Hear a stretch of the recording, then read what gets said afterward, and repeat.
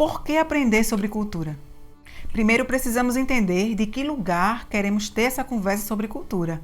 Pois bem, estamos no Brasil, um país miscigenado, ou seja, foi colonizado por diversos povos e por isso que somos tão diversificados. O nosso modo de falar, no nosso modo de compreender as coisas, na nossa culinária, na forma que lidamos com a nossa religião.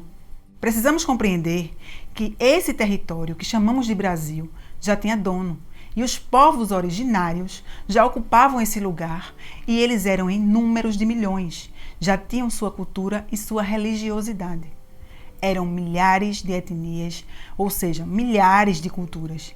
Com a colonização, muitas dessas etnias foram extintas, escravizadas, mortas, outras fugiram, tiveram suas aldeias destruídas e a sua cultura, a sua religiosidade foram consideradas inferiores em relação à nova cultura que estava chegando, inclusive à nova religião, pois os portugueses trouxeram o cristianismo. E foi por isso que os donos dessa terra passaram a ser população marginalizada, porque a sua cultura foi considerada inferior. Falar de cultura é falar sobre essas questões. Posteriormente, temos a contribuição na nossa cultura da cultura de matriz africana, que chegaram ao nosso país por um contexto histórico e cultural cruel, onde milhões de pessoas, por serem negras, foram retiradas da sua cultura, da sua terra, para serem escravizados no nosso país.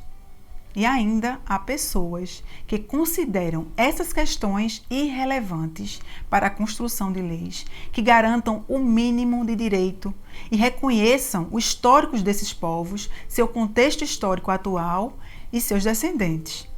Ainda falando sobre cultura, somos um país capitalista.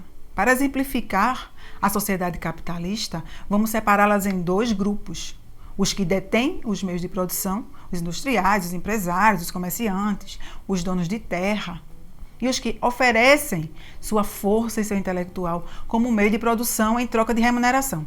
Em uma sociedade capitalista, o que importa é o lucro, não importando os meios e os impactos que o lucro trará a essa sociedade. Para finalizar, também somos um país que sofre grande influência política, econômica e cultural dos norte-americanos, mais precisamente dos Estados Unidos. E por que eu estou relembrando essas questões? Porque falar sobre cultura requer muita complexidade, pois nossa forma de ver o mundo é diretamente influenciada por essas questões culturais, pelo ambiente que a gente vive. Nós julgamos outras culturas a partir de como vivemos a nossa. Nós julgamos a religião do outro a partir da nossa. Não é nenhuma novidade, nós fazemos isso desde os primórdios. Nós julgamos as leis dos outros povos a partir das nossas leis. A humanidade tem um histórico terrível, onde milhões de pessoas já foram mortas em câmaras de gás por terem sido consideradas seres humanos inferiores. Nós julgamos o comportamento de homens e de mulheres de outras culturas a partir da nossa maneira de viver. Isso acontece porque a nossa cultura nos apresenta um mundo diferente dos demais, assim como apresenta aos demais um mundo completamente diferente do nosso.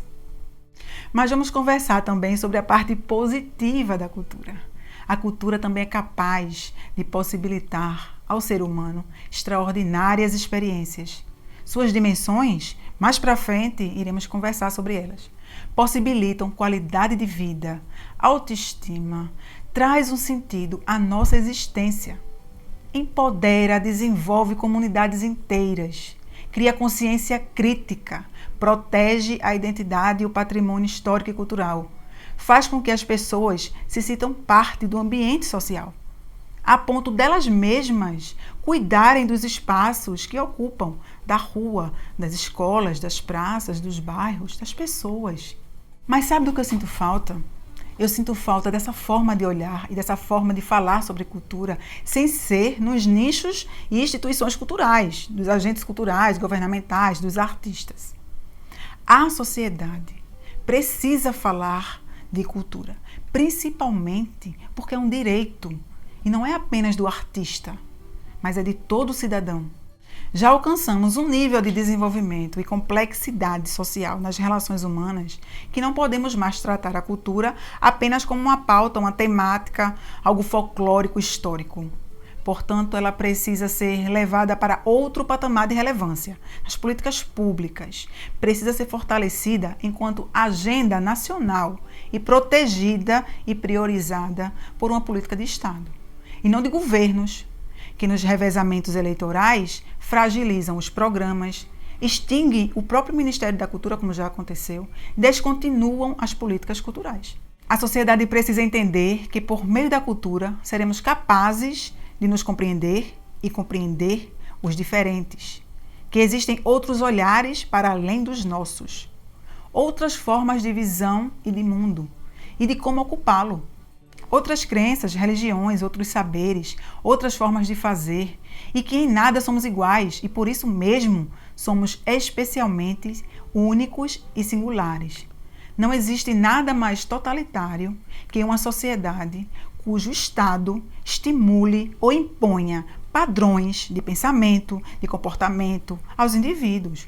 Quanto mais espaço para a pluralidade, mais imprevisibilidade e quebra dos padrões. Sujeitos diferentes agem de formas diferentes. Esse é o conceito de Hannah Arendt.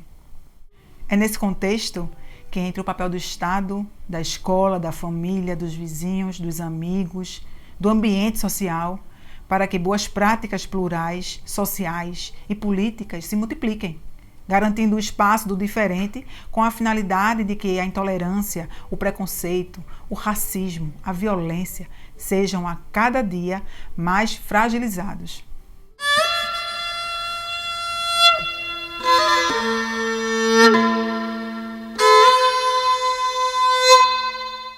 Se você gostou desse conteúdo, deixa seu like, se inscreve no canal, ativa as notificações e eu te espero no próximo vídeo.